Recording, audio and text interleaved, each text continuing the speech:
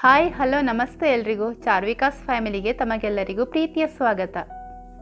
ಇವತ್ತು ನಾವು ಕ್ರಿಸ್ಪಿಯಾಗಿರುವಂತಹ ಹಾಗೆಯೇ ರುಚಿಯಾಗಿರುವಂತಹ ಪತ್ರೊಡೆಯ ತವಾ ಫ್ರೈಯನ್ನು ಮಾಡೋಣ. ಸಾಮಾನ್ಯವಾಗಿ ಪತ್ರೊಡೆಯನ್ನು ವರ್ಷಕ್ಕೊಂದ್ಸಲನಾದರೂ ತಿನ್ನಬೇಕು ಅಂತ ಹೇಳ್ತಾರೆ. ಆದರೆ ಈಗಿನ ಮಕ್ಕಳಿಗೆ ಸಾಂಪ್ರದಾಯಿಕ ಅಡುಗೆಗಳೆಂದರೆ ಅಷ್ಟಕ್ಕಷ್ಟೇ ಅಂತಲೇ ಹೇಳಬಹುದು. ಆದರೆ ಈ ರೀತಿಯ ಪತ್ರೊಡೆಯನ್ನು ನೀವು ಮಾಡಿಕೊಟ್ಟಾಗ ಮಕ್ಕಳು ತುಂಬ ಇಷ್ಟಪಟ್ಟು ತಿನ್ನೋದಲ್ಲದೆ ಮತ್ತೆ ಮತ್ತೆ ಕೇಳಿ ಕೇಳಿ ಮಾಡಿಸ್ಕೊಳ್ತಾರೆ. ಬನ್ನಿ ಹಾಗಾದರೆ ಪತ್ರೊಡೆಯ ತವಾ ಫ್ರೈಯನ್ನು ಹೇಗೆ ಮಾಡೋದು ಅಂತ ನೋಡೋಣ. ನಾನಿಲ್ಲಿ ಈ ಪತ್ರೊಡೆ ಮಾಡಲಿಕ್ಕೆ ಒಂದು 10 ಎಲೆಗಳನ್ನ ತಗೊಂಡಿರಬಹುದು. ಮೊದಲಿಗೆ ನಾವಿಲ್ಲೊಂದು ಮಸಾಲೆಯನ್ನು ರೆಡಿ ಮಾಡ್ಕೊಳ್ಳೋಣ. ಅದಕ್ಕೋಸ್ಕರ ನಾನಿಲ್ಲಿ 1 ಕಪ್ ಆಗುವಷ್ಟು ತೆಂಗಿನ ತುರಿಯನ್ನು ಮಿಕ್ಸಿ ಜಾರಿಗೆ ಹಾಕೊಳ್ತಾ ಇದ್ದೀನಿ. ಜೊತೆಗೆ 3 ಗುಂಟೂರು ಮೆಣಸು ಮತ್ತು ಒಂದು 4ರಿಂದ 5ರಷ್ಟು ಬ್ಯಾಡಗಿ ಮೆಣಸನ್ನು ಹಾಕೊಂಡಿದ್ದೀನಿ. ಹಾಗೆ ಒಂದು 3 ದೊಡ್ಡ ಚಮಚ ಆಗುವಷ್ಟು ಕೊತ್ತಂಬರಿ ಬೀಜವನ್ನು ಕೂಡ ಹಾಕೊಂಡಿದ್ದೀನಿ. ಹಾಗೆ 1 ದೊಡ್ಡ ಚಮಚದಷ್ಟು ಜೀರಿಗೆಯನ್ನು ಹಾಕೊಂಡಿದ್ದೀನಿ.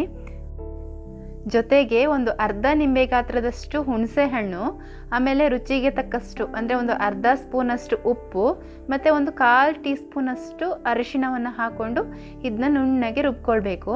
ಜಾಸ್ತಿ ನೀರು ಹಾಕ್ಕೊಳ್ಬಾರ್ದು, ಸ್ವಲ್ಪ ಗಟ್ಟಿಯಾಗಿ ರುಬ್ಕೋಬೇಕು.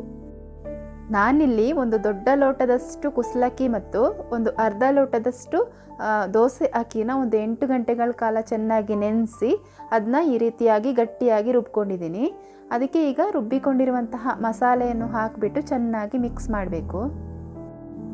ನಾನಿಲ್ಲಿ ಅಕ್ಕಿಯನ್ನು ರುಬ್ಬಿಕೊಳ್ಳುವಾಗ ಒಂದು ಸ್ವಲ್ಪ ಹುಣಸೆ ಹಣ್ಣು ಮತ್ತು ರುಚಿಗೆ ತಕ್ಕಷ್ಟು ಸ್ವಲ್ಪ ಉಪ್ಪನ್ನು ಹಾಕ್ಕೊಂಡಿದ್ದೀನಿ.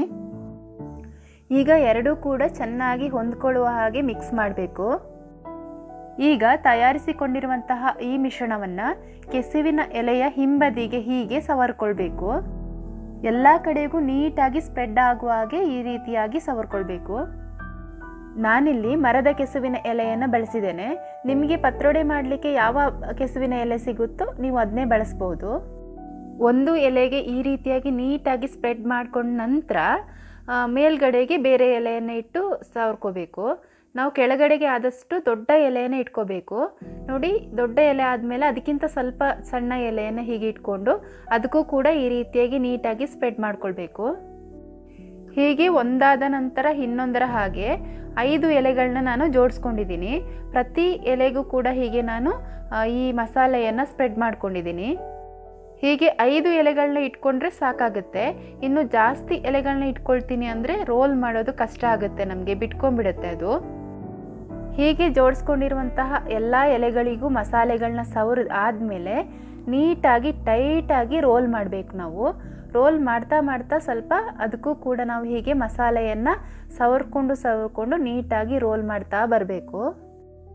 ಹೀಗೆ ಇದನ್ನ ರೋಲ್ ಮಾಡಿಕೊಂಡ ನಂತರ ನಿಮಗೆ ಹೀಗೆ ಇದನ್ನ ಉದ್ದಕ್ಕೆ ಇಟ್ಟು ಬೇಯಿಸ್ಕೊಳ್ಳೋಕ್ಕಾಗುತ್ತೆ ಅನ್ನೋದಾದರೆ ಹಾಗೆ ಬೇಯಿಸ್ಕೋಬಹುದು.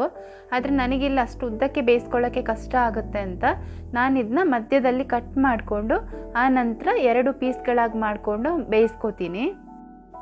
ನೋಡಿ, ಹೀಗೆ ತಯಾರಿಸಿಕೊಂಡಿರುವಂತಹ ಪತ್ರೊಡೆಯನ್ನು ಹಬೆ ಪಾತ್ರೆಯಲ್ಲಿಟ್ಟು ನಾವು ಒಂದು 45ರಿಂದ 50 ನಿಮಿಷಗಳ ಕಾಲ ಮೀಡಿಯಂ ಉರಿಯಲ್ಲಿ ಬೇಯಿಸ್ಕೋಬೇಕು.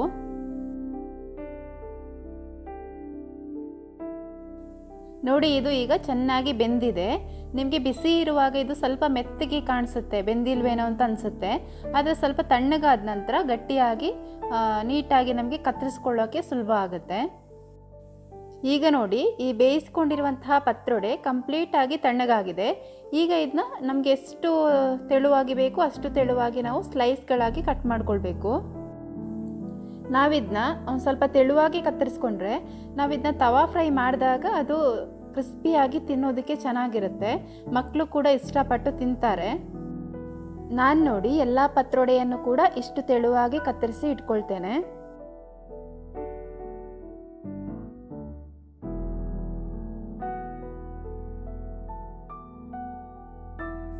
ಈಗ ಸ್ಟವ್ ಮೇಲೆ ಒಂದು ಕಾವಲಿಯನ್ನು ಇಟ್ಕೊಂಡು ಅದಕ್ಕೆ ಒಂದು 3ರಿಂದ 4 ಸ್ಪೂನಷ್ಟು ಎಣ್ಣೆ ಹಾಕ್ಕೊಂಡು ಹೀಗೆ ಪತ್ರೊಡೆಯನ್ನು ಹಾಕಿಬಿಟ್ಟು ಫ್ರೈ ಮಾಡಬೇಕು. ಹೀಗೆ ಫ್ರೈ ಮಾಡುವಾಗ ನೀವು ಆದಷ್ಟು ಸಣ್ಣ ಉರಿ ಅಥವಾ ಮೀಡಿಯಂ ಉರಿಯಲ್ಲೇ ಇಟ್ಟು ಫ್ರೈ ಮಾಡಬೇಕು. ಜಾಸ್ತಿ ಉರಿ ಏನಾದರೂ ಇಟ್ಬಿಟ್ರೆ ಅದು ಸೀದೋಗ್ಬಿಡುತ್ತೆ, ಟೇಸ್ಟ್ ಕೂಡ ಚೇಂಜ್ ಆಗೋಗುತ್ತೆ. ಹೀಗೆ ಎರಡೂ ಕಡೆಯೂ ಕೂಡ ನೀವು ಚೆನ್ನಾಗಿ ಗರಿ ಆಗೋ ತನಕನೂ ಫ್ರೈ ಮಾಡ್ಕೊಳ್ಬೇಕು. ನೋಡಿ, ಈಗ ಪತ್ರೊಡೆಯ ತವಾ ಫ್ರೈ ಸಿದ್ಧವಾಗಿದೆ. ಈ ಆರೋಗ್ಯಕರವಾದ ಪತ್ರೊಡೆ ರೆಸಿಪಿಯನ್ನು ನೀವು ಕೂಡ ಒಮ್ಮೆ ಟ್ರೈ ಮಾಡಿ ನೋಡಿ, ಎಲ್ಲರೂ ಕೂಡ ಇಷ್ಟಪಡ್ತಾರೆ. ಈ ವಿಡಿಯೋ ನಿಮಗೆ ಇಷ್ಟ ಆಗಿದ್ದರೆ ಈ ವಿಡಿಯೋಗೊಂದು ಲೈಕ್ ಮಾಡಿ, ಹಾಗೆ ನಮ್ಮ ಚಾನಲನ್ನು ಸಬ್ಸ್ಕ್ರೈಬ್ ಮಾಡೋದಕ್ಕೆ ಮರಿಬೇಡಿ. Thank you for watching.